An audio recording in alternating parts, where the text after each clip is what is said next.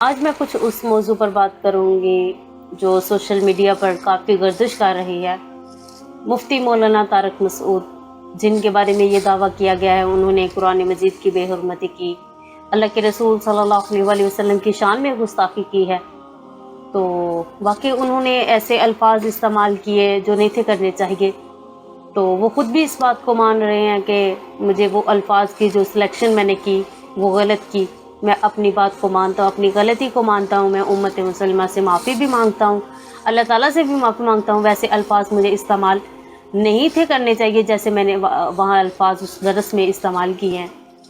تو دیکھیں، ایک مسلمان ہیں، آپ لوگ سب ان پہ ایسے ہاتھ دھو کر پڑے ہوئے ہیں کہ انہوں نے قرآن مجید کی بے حرمتی کی، اللہ کے رسول صلی اللہ علیہ وسلم کی شان میں گستاخی کی ہے،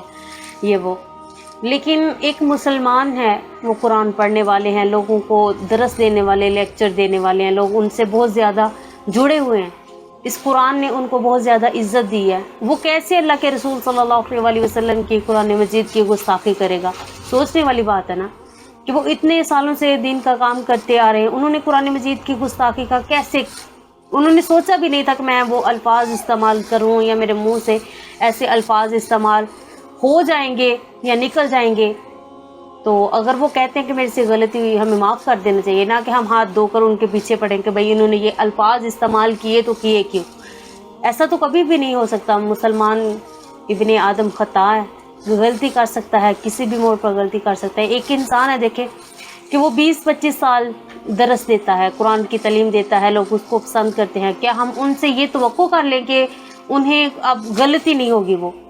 وہ غلطیوں سے پاک ہے، اب کبھی زندگی میں اس سے غلطی نہیں ہو سکتی، کبھی بھی نہیں ایسا ہوگا۔ غلطی ہونی ہے، انسان ہے، خطا ہے، ہر مسلمان سے، ابن آدم سے غلطی ہو سکتی ہے۔ لیکن ایک بات یہ اندر کہ کچھ ایسے مسلمان ہیں کہ جن کو دکھ ہے اس بات کا کہ انہوں نے جو ہے نا ایسے الفاظ استعمال کیے، حقیقی دکھ ہے کہ ایسے الفاظ استعمال نہیں تھے کرنے چاہیے، بس ٹھیک ہے۔ لیکن اندر میں کچھ ایسے بھی مسلمان ہیں کہ جنہوں نے صرف یہ جو بات پھیلائی یا اڑائی جسے کہتے ہیں، الزامات لگائے، وہ صرف حسد کی بنا پر، کینے کی بنا پر، عداوت کی بنا پر، انہوں کا قرآن و سنت سے کوئی لین دین نہیں ہے، کسی قسم کا نہیں، نہ وہ درس میں، نہ وہ نماز میں، نہ نبی پاک صلی اللہ علیہ وسلم کی سنت کو اپنانے میں۔ لیکن وہ کیا ہے کہ وہ صرف ایک حسد کی بنا پر، کینے کی بنا پر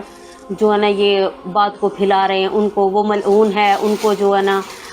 سزائے موت دی جائے، ان کو لٹکا دیا جائے تاکہ کوئی بھی اللہ کے رسول صلی اللہ علیہ وسلم کی شان میں گستاخی نہ کرے۔ تو ہمارے لیے یہ لمحہ فکریہ ہے، ہم سے بھی غلطی ہو سکتی ہے، ہم بھی قرآن و سنت پڑھانے والے ہیں، دین کی تعلیم دینے والے ہیں، تو ایسا تو نہیں ہو سکتا کہ ہم ہاتھ دھو کے آگے پیچھے کہ بھئی اس نے یہ بات کی تو کی گئی، ہر انسان سے مسٹیک ہو سکتی ہے۔ تو اللہ تعالیٰ سے دعا ہے ہم سب کو درگزر کرنا چاہیے، کوئی بات نہیں، اگر وہ غلطی ہوگی، انہوں نے معافی مانگ لی، اللہ تعالیٰ سے معافی مانگ لی، تو جو انسان یہ سمجھتا ہے کہ اللہ تعالیٰ مجھے معاف کرے، اللہ تعالیٰ میرے حالات پر رحم کرے، اللہ کل قیامت کے دن اللہ تعالیٰ مجھ پر رحم کرے، تو اللہ تعالیٰ کہتے ہیں تم زمین والوں پر رحم کرو گے تو اللہ تعالیٰ تم پر رحم کرے گا۔ اس لیے ہمیں اسی بات کو سوچ کر جو ہے نا آگے بڑھنا ہے، تو دین کا کام زیادہ سے زیادہ کرنا ہے۔ آمین ثم آمین۔